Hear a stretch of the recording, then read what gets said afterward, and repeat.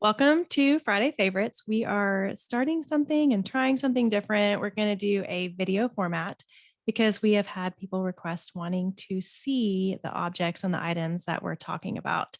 So we thought this would be a good way to talk about some of our favorites, how we use them, but also have a visual of what we're talking about. So you can still listen on podcast, just in audio form, but then you can also, if you want the visual of what we're talking about, you can check it out on YouTube, which is the Speech Source is our YouTube channel. And we'll have this video posted there for you to see what we're talking about. So today on Friday Favorites, we're talking about some of our favorite toys again. And Mary, what did you bring today? Sure. So today I brought a Melissa and Doug stacking garage. So I'm going to hold it up next to me, Dana White style, now that we are on YouTube on our little channel. But I love this garage. It is rattling, as I'm so sorry, podcast listeners, you probably hear that. But Mhm. because it's a really high quality wooden toy, which I love, it's got to be indestructible if we're talking about kids' toys. And this garage is really great for language skills. And I would probably put it says 3 plus. I would think 2-year-olds would love this. I mean, or even 18 months. I think that you can go way lower on this toy and way younger, and it would really be enjoyable. So it's just a little stacking garage, and you have all of these really pretty colors of cars, and the cars can go all the way down the garage, and there's a nice little gate at the bottom, and you can use the language of open, close, or open, shut. Shut is sometimes a little bit easier to say than close. So that's a great word to say. And then you can, of course, use the great vocabulary of all the colors. I like that there's actually three different kinds of blues. So you can say light blue or dark blue, medium blue. That's kind of a little bit more advanced in colors, which is nice. And then we can also work on some good sounds. A lot of times with early kids, we're just wanting sound effects. So as the cars move down, like for example, if you open this little gate, the cars are going to move down as you take out a car using that good k sound. So k, the K is supposed to be developed by 3 years of age. So when you make a car go down, you're going to practice that sound and take it out and the cars crash. So that's a really fun way to play with this toy. I'm going And I to set think it that's down. reinforcing too when you pull out the car and it crashes like that and you say the they're reinforced by what was happening too, which is going to be more motivating for them to try that sound. So I like that. Right. Right. And then they hear the crash, they can imitate the crash. And of course, we've got really great vocabulary with cars, like going beep, beep, vroom, vroom, or even without that, just going, "Roar." That's a great sound. That's getting ready for your V's and your F's and your R's. It's just all these sound effects are really important to play with kids so that you can really develop that. The last thing that I really like about this toy is that it has options to hold the pieces. And that might seem like a really small thing, but it's actually really important. And it makes kids love or hate a toy is how can they manipulate the pieces. Mhm. So when they're younger, they're going to whole hand this car. And then when they're older, then you've got this little peg.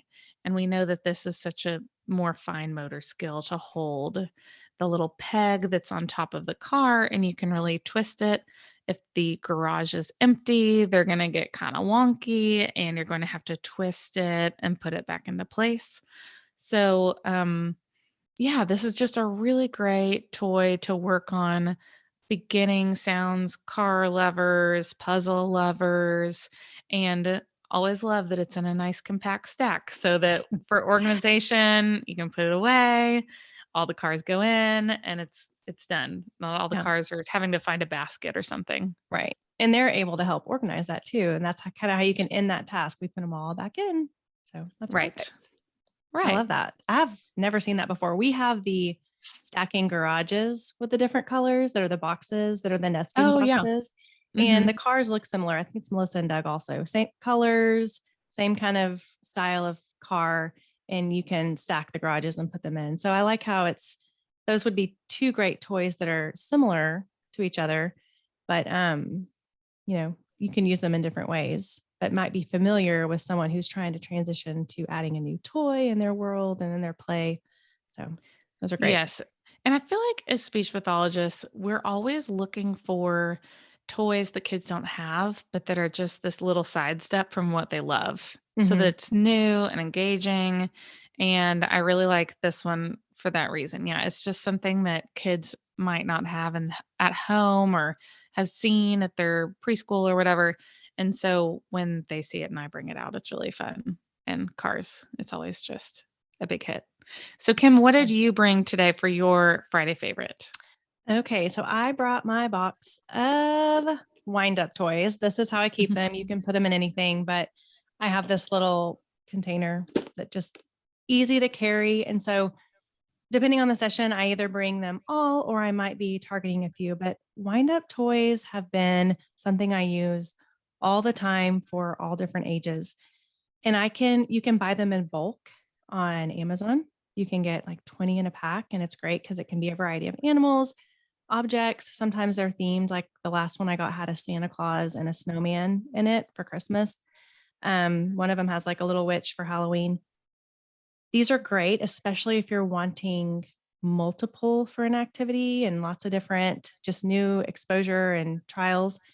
But I will tell you, they're not as durable and lasting as the ones that you find at specialty stores. So, toy stores, even sometimes Walgreens and CVS, especially during um, Easter, is when tend to see them a lot on their Easter aisle for baskets, maybe. I'm not sure. But they will have kind of just the better quality wind up toys. I have had those forever. My other ones that I get on bulk and Amazon, they do kind of start like not doing their tricks like they're supposed to. And I'll show you the difference between both. So these are just little ones that I get like in my bulk. So it's a little turtle and a little so the puppy does a little flip. The turtle does his arms and legs like it's swimming. Um, there's an airplane in the bulk one. There's a panda bear and a bug and a monkey that walks on his hands. So these are all great. But then the ones that I've just loved and had forever, they're just quality made. I have a caterpillar that like crawls. It's really cute. Mhm. And I have a frog that dances. So these are just ones that they're bigger, they're better. I use them all the time. This is why I love wind up toys. It's so exciting for kids to see what they're going to do because some things are really slow, some are fast, some dance, some walk, some flip, some hop. So it's that anticipation of seeing what it's going to do. And then it's great too because you can always work on that ready, set, and go fill in. So you can wind it, you can have it holding. And so it's like all ready to go. And that's just really reinforcing for them to be like, go or sign go or use their device to push go. And then you let go and it does this little like dance or whatever it's going to do. So they're great and you can also work on the vocabulary, whether they're animals, talk about the different vocabulary. For my bigger kids and older kids, we might work on describing. So if I have an object, tell me three things about the frog. It's green, it lives in the water, and it can hop. And so once they give me their three things, then we see what the frog does.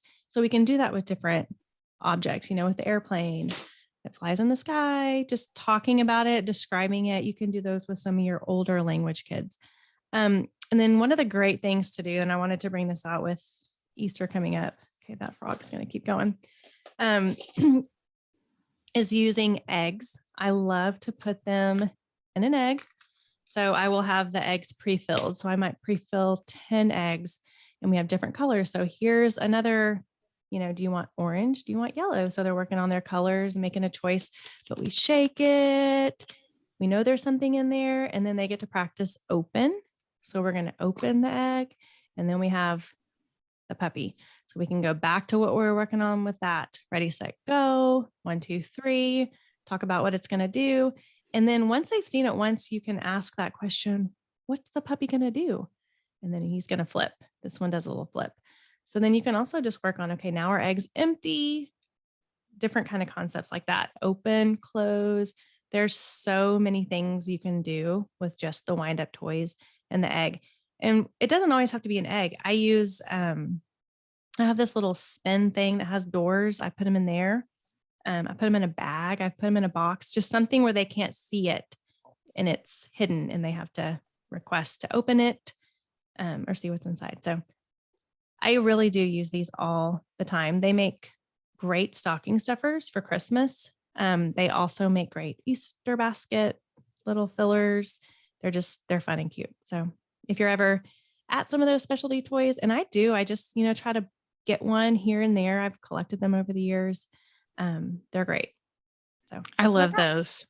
That's perfect. You know what? I've done the same thing, Kim, where I thought, you know what? I'm just going to do the big Amazon bag of wind-ups. And then you get them in the mail. There's 30 of them.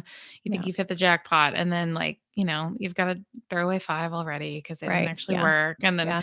yeah, so it's true. They're really a good item. And I know I've found them in the past at like Michael's and Hobby Lobby. You know those hmm bins and they have the plastic dinosaurs. They're usually in that like tower. Yes. And That clear tower? yes, somewhere else, Barrel.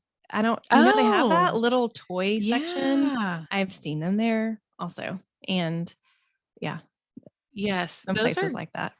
those are great to pick up, and I love yeah, kinda like my little car puzzle. I mean, the motor Mhm. skill of that Mhm. twisting, the little wind up is so hard, and it's really hard to find reasons for kids to ask you for help Yes. sometimes, and that is so motivating that they want that frog to dance, Mhm. and so they might be willing to say, "Mom," or "Kim, can you, like, help me?"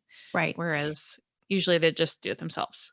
Yeah. And then you have the actions too. They're walking, they're Mhm. dancing, they're flipping. You can work on all kinds of actions, fast and slow. That's another concept that you can work on with that. And you're right, Mary. I don't think I have many kids who can wind them up themselves. I would say 5 and under. That's a pretty tricky because it's not only the small grasps, but it's tricky. And so you do have a little bit more control with if they really want to see it, they need you.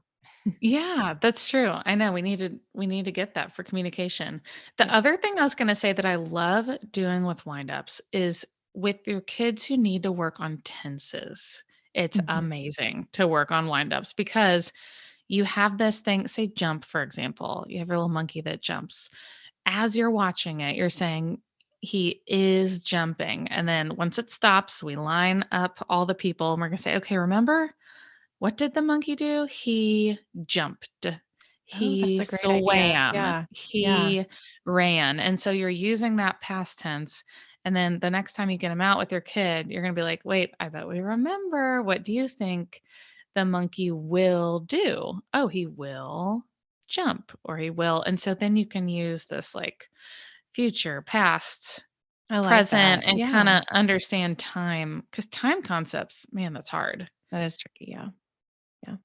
Well, these were great. These are 2 really, really good toys. We hope that being able to see them, if you're interested in seeing them, is helpful, and check them out.